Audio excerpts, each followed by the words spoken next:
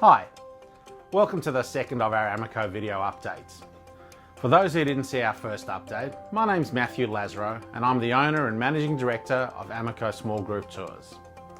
It's fair to say that we're very different from your run-of-the-mill corporate or leisure travel business.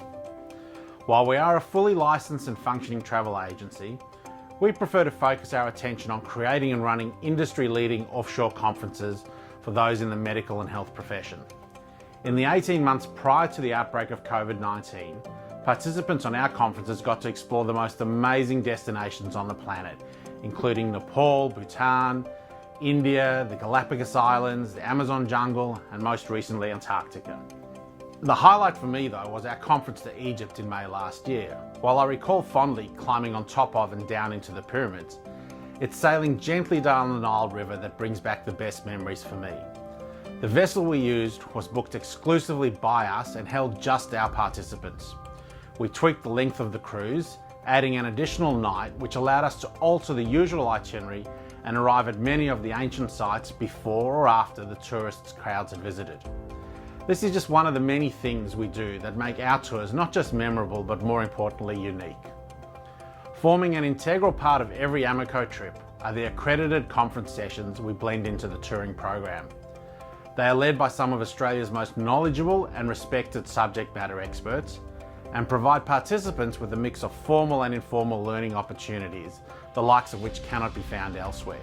We also add visits to foreign health and medical facilities, which allow participants to not only learn about the healthcare systems in those countries, but also network with other health professionals. Our participants also love having the chance to share their knowledge and skills in some of the less privileged communities we visit. Importantly, from the delegates' perspective, the conferences are recognised and accredited by several national certification bodies. This allows participants to earn continuing professional credits and maintain their registration.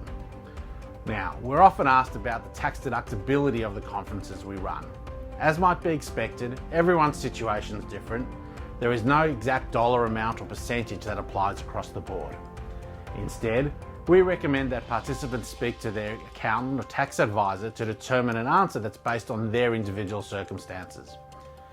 Everyone who travels with Amaco becomes a member of the Amaco family.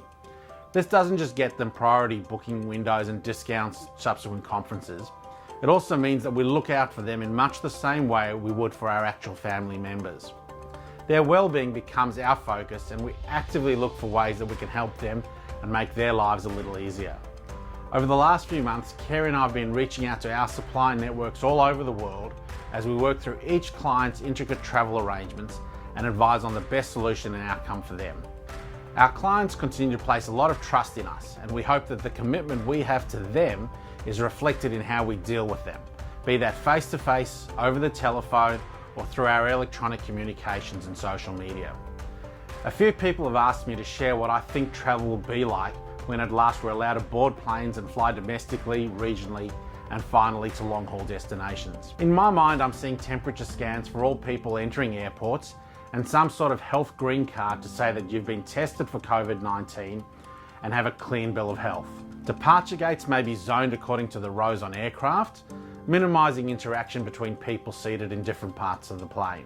Air bridges connecting the departure lounge to the aircraft may be fitted out like disinfection tunnels, and once on board you can expect the usual in-flight safety video to be replaced by one with a much greater emphasis on sanitation and hygiene.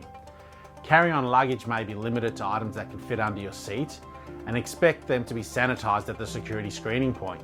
There's also talk about all in-flight entertainment systems being disabled to reduce touch points and items being cleared out of the seat back pockets. I think that there will also be a much longer layover of aircraft, and the newly implemented enhanced or deep cleaning regimes that airlines are now undertaking will become the minimal accepted cleaning level. Of course, these are just my thoughts, and what the airlines end up doing will be driven by the economics of flying more so than anything else. Whether it's enough to allay your concerns is something that you will need to decide, and something that I hope to speak to many of you about as global travel resumes. I can say without a shadow of a doubt is that I'm looking forward to the day when we can all board a plane comfortable in the knowledge that it's a safe environment to be in.